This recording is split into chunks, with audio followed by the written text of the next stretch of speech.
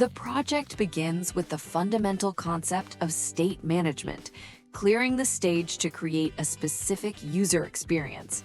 By deleting the default Scratch Cat and choosing the Hall backdrop, we establish the game's world. The decision to upload a custom crosshair sprite instead of using the standard mouse cursor is a deliberate choice in user interface design. It transforms the computer's generic pointer into a thematic tool, immediately signaling to the player that this is a shooting or precision-based game. This stage of development highlights the importance of visual storytelling, where the assets chosen dictate the feel of the gameplay before a single line of code is even written.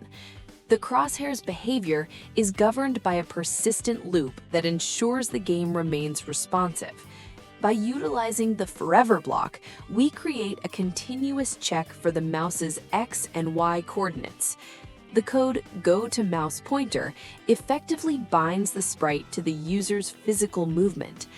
A critical technical detail shown in the video is the use of the go to front layer block. In 2D game development, this manages the Z order or depth perception. Without this instruction, a floating balloon might appear above the crosshair, breaking the illusion that the player is aiming at the target. This ensures the UI remains the topmost layer of the visual hierarchy at all times. One of the most sophisticated elements of this project is the use of cloning.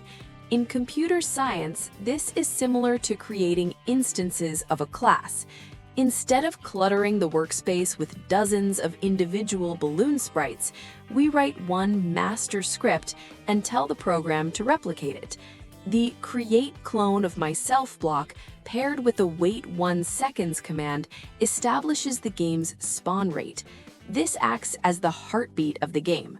By adjusting that 1 second variable, a developer can instantly calibrate the game's difficulty, demonstrating how constants in code can be used to balance a player's experience.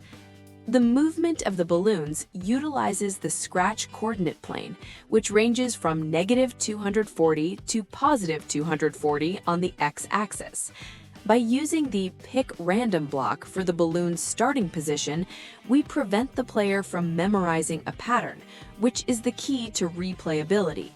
The glide block is then used to move the clone from the bottom, y equals -180, to the top, y equals 180.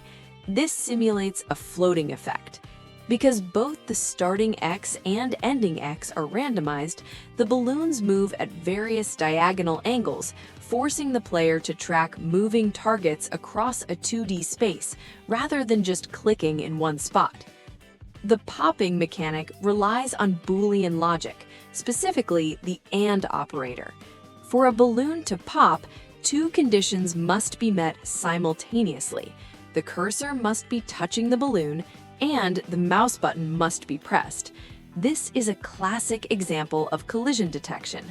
When these conditions are met, the script triggers the change score by 1 block before executing delete this clone. The order here is vital. If the clone were deleted first, the program would stop reading its script and the point would never be added.